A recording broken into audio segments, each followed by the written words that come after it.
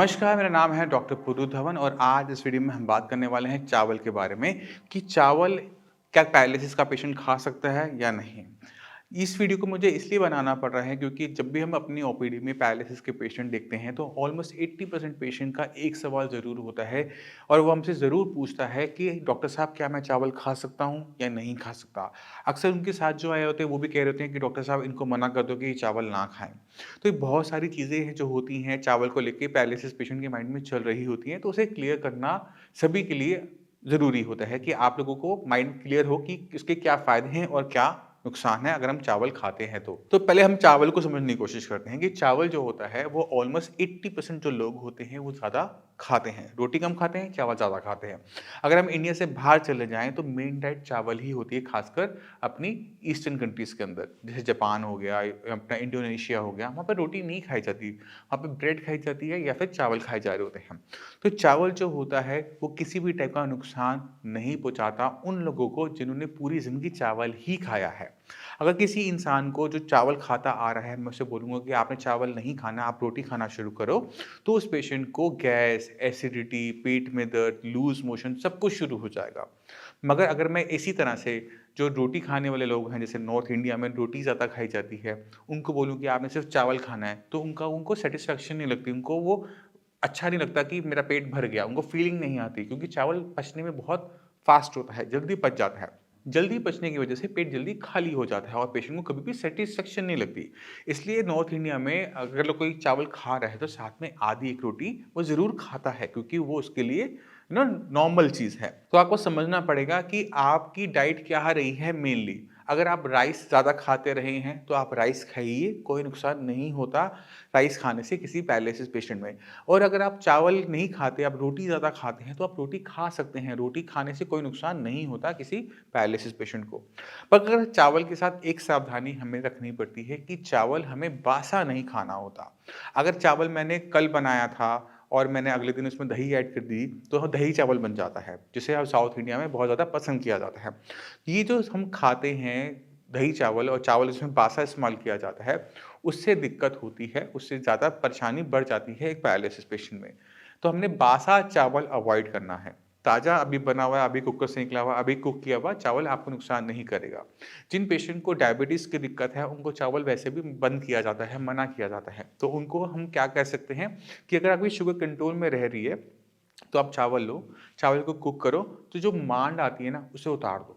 तो उस मांड क्या होती है? वो स्टार्च होती है। चावल के अंदर जो स्टार्च है अगर निकल जाएगी, तो उसका जो ग्लाइसेमिक इंडेक्स होता है, यानी वो हमारी ब्लड में कितनी शुगर देगी, वो डाउन हो जाता है। जिसकी वजह से शुगर की पेशेंट को भी दिक्कत नहीं होती चावल खाने से। मगर शर्त यही है कि डायबिटीज़ कंट्रोल में हो। तो चावल आप लोग लीजिए, बस आपने ध्यान के रखना है कि साथ में कुछ भी खट्टा नहीं खाना और ख़ासकर जब आप हमारी मेडिसिन साथ में ले रहे होते हैं। खट्टे खाने से कोई नुकसान नहीं होता किसी पैरालिसिस पेशेंट को, बट जब आप खटाई खाते हैं मेडिसिन के साथ और ख़ासकर साइंस की मेडिसिन के साथ, तो मेडिसिन को काम नहीं करने देती खटाई। तो आप दही नहीं खा सकते, अचार नहीं खा सकते, सॉस, केचप, जैम, ये जितनी भी खटाई वाली चीज़ें होती हैं, ये सारी की सारी पूरी तरह से बंद कर दी जाती है जब आप साइंस इंजीनियरिंग का ट्रीटमेंट ले रहे होते हो। अगर आप ट्रीटमेंट नहीं ले रहे, तो आप खट्टा भी खाओगे तो आपकी बॉडी को कोई नुकसान नहीं होगा। अब एक पैरालिसिस पेशेंट के लिए सिर्फ चावल से काम नहीं बनता। अगर हमने पेशेंट को ठीक करना है तो उसको एक्सरसाइज चाहिए, उसको एक सही डाइट चाहिए, उसे एक सही प्रोग्राम चाहिए जिसके अंदर वो फॉलो कर अपने आप को रिकवर करे।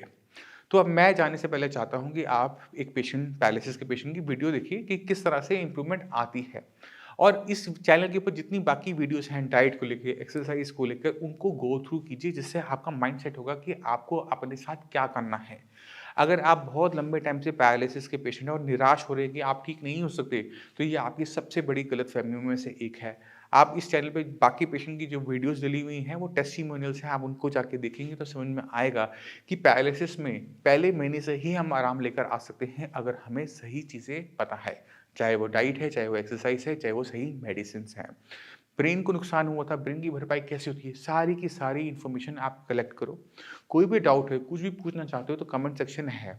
आप कमेंट सेक्शन में कमेंट कर सकते हो, हमारे डॉक्टर से बात कर सकते हो। नमस्कार, मेरा नाम है डॉक्टर पूरू धवन और आज हमारे साथ पैरालिसिस के पेशेंट हैं प्रवीण शर्मा जी। प्रवीण शर्मा जी करनाल में रहते हैं और इनको लास्ट मंथ 13 तारीख को पैरालिसिस हुआ था, जिसके अंदर इनकी लेफ़्ट लेग के अंदर जो मूवमेंट थी वो कम्प्लीटली चली गई थी। प्रवीण जी की मेरे ख्याल से फैमिली मेम्बर्स हमारे पास आते हैं तो उनको वहाँ से रेफरेंस मिली और ये आए हमारे पास, और विद इन 2-3 डेज ये जो नॉर्मल वॉक इनकी स्टार्ट हो गई। तो ज़्यादा बात ना करते हुए मैं चाहता हूँ कि हम चलते हैं प्रवीण जी के पास और उनसे उनका एक्सपीरियंस पूछते हैं। तो प्रवीण जी, आपको ये हुआ कब था?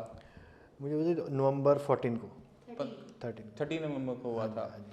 और क्या कंडीशन थी उस दिन? -0 कंडीशन थी। -0 कंडीशन।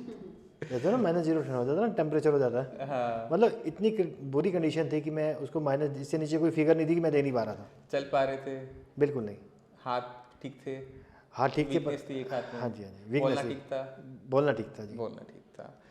तो आपको यहाँ का एड्रेस किसने बताया था साइंस इंजीनियरिंग का? पहले तो ये बताओ। देखो, साइंस संजीवनी का एड्रेस मुझे मेरे घर से मिला। मेरे छोटे भाई की वाइफ को पैरालाइज हुआ पिछले 2-3 साल पहले। अच्छा उस समय वो बिल्कुल बेड पे थी, हम स्ट्रेचर पे लेकर आए थे। अच्छा। पर आज वो अपने आप चल रही हैं, अपने परिवार को संभाल रही हैं। मतलब एक ही फैमिली में दूसरा पर्सन था हाँ जी, जिनको हाँ जी, paralysis हाँ हो जी, रहा हाँ जी, था। हाँ जी। तो आप मेरे पास कब आए थे? मैं आपके पास 15 में, और ठीक कितने टाइम में हो गए? 17 में। मैं 2 दिन, मतलब 17 को मैं वॉक करता था अकेला। जैसे जबकि मैं पहले बाथरूम लैट्रिन के लिए मुझे सहारा चाहिए था, बच्चों के साथ चल जाता था। पर 17 से मैं शाम को इवनिंग वॉक पे, मॉर्निंग वॉक पे जाता था खुद से। अच्छा। जी। और आज की डेट में क्या कंडीशन है एक महीने बाद? 99.9% ओके। और तो बाकी जो पैरालिसिस पेशेंट्स होते हैं उनको क्या एडवाइस करना चाहोगे? मैंने तो एड्रेस दिया। एक होता है एडवाइस देना, एक होता है एड्रेस देना। मैंने तो एड्रेस दिया कि आप यहाँ जाओ। एडवाइस तो है कि आपकी मर्जी, आप जाओ या ना जाओ, वो आती है एडवाइस। हाँ। एक होता है एड्रेस, भाई यहाँ आपको कंफर्म जाना है। अच्छा, तो अब चलने में कोई दिक्कत? नहीं, चलने में कोई दिक्कत नहीं जी। सारी चीज़ें खत्म हो गई 100% प्योर? 100%। चलिए ठीक है। ओवरऑल एक्सपीरियंस कैसा रहा साइंस इंजीनियरिंग का? बहुत बढ़िया रहा। अगर इसको परसेंटेज में काउंट करें 100% रहा। और मैं तो, अगर इस इंटरव्यू को अगर कोई देखता है ना जी, तो मैं उसे ये बोलूँगा कि विश्वास नहीं, आँख बंद करें, अंधविश्वास करके चलिए आप। एक होता है विश्वास करना, एक होता है फेथ, एक होता है ब्लाइंड फेथ। मैं तो ब्लाइंड फेथ कहता हूँ कि ब्लाइंड फेथ करना चाहिए। मैंने ब्लाइंड फेथ किया और आज आप सबके सामने हूँ। और शायद ये, इसे जादू कह सकते हैं हम। इस एक्सपीरियंस को अगर हम सेकंड नाम देना तो ये जादू है। जादू नहीं है, क्योंकि हम बहुत जल्दी स्टार्ट किया था हमने ट्रीटमेंट, क्योंकि एक ही दिन हुआ था। हाँ जी। इस वजह से रिकवरी उतनी मैंने fast इतनी रिकवरी जो मैंने फील की है साइंस संजीवनी में आके, इतनी रिकवरी मैंने कभी किसी से सुनी नहीं है कि किसी हॉस्पिटल में जाके और उन्होंने कहा जी आप वहाँ चले जाओ, उस ट्रीटमेंट में आपको होगा। ऐसा तो मैंने सुना नहीं है, पर यहाँ देखा है। नहीं, एक्चुअली क्या होता है कि जब ब्रेन के अंदर कभी भी ऐसा कोई दिक्कत होती है तो उसमें टाइम बहुत इंपॉर्टेंट होता है। जितनी जल्दी हम सही ट्रीटमेंट स्टार्ट करते हैं उतनी ही फास्ट हमें रिकवरी देखने को मिलती है। ऐसा नहीं है कि लेट केसेस में नहीं देखने को मिलती। अगर पेशेंट अपनी मेहनत करने को तैयार है, विल पावर रखता है और ये माइंड में डाल लेता है ना, मेरा मानना ये है कि कोई चीज़ तब खत्म होती है जब हम उसे स्टार्ट करते हैं। स्टार्ट भी होते हैं। और इसमें ना, जब तक आपके पास खुद की इच्छा ना हो ठीक होने की, हाँ जी, हाँ जी, कोई डॉक्टर आपकी मदद नहीं करता। तो आप जो पैरालिसिस में अपंगता आती है, हाथ नहीं चल रहा, पैर नहीं चल रहा, उसे आदत मत बनाओ, उस पर निराश मत हो। अगर आप ठीक होना चाहते हो तो ठीक करने के तरीके बहुत सारे हैं, हम आपके साथ हैं, हिम्मत आपने नहीं हारनी। अब इसी के साथ आप सभी से मैं चलने की आज्ञा चाहता हूँ। मिलते हैं अगली वीडियो में, तब तक के लिए नमस्कार।